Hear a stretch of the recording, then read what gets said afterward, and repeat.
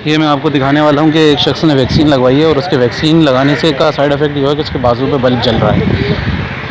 लगाइए सर, आप ये लगाइएगा। ये बोल रहे मैग्नीन कोई ये किस किस्म की मेडिसिन इन्होंने लगाई है जिसमें वो बाजू के ऊपर ये बल्ब जल रहा है? कोई तार तो नहीं लगी हुई? हटाएं ज़रा, ये दिखाएं, ये देखें, लगाएं अभी बाजू पे लगाएं, इसको बिल्कुल क्लियरली लगाएं।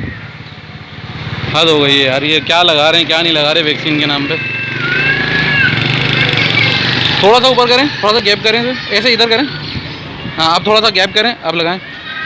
अल्लाह अकबर। ये सेकंड डोज का नतीजा निकला है कि अब घरों में लाइट नहीं आ रही है और ऐसे इलेक्ट्रिसिटी मिलेगी आपको, बाजू से मिलेगी इलेक्ट्रिसिटी। हाँ,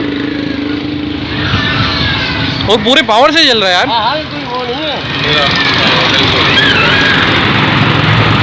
अल्लाह ही रहम करे परवरदिगार। लोगों को फोर्सफुली वैक्सीन। गैप करें, ऐसे इधर करें। हाँ, आप थोड़ा सा गैप करें, अब लगाएं। अल्लाह अकबर।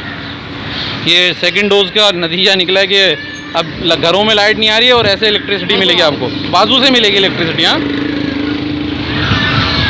और पूरे पावर से चल रहा है यार।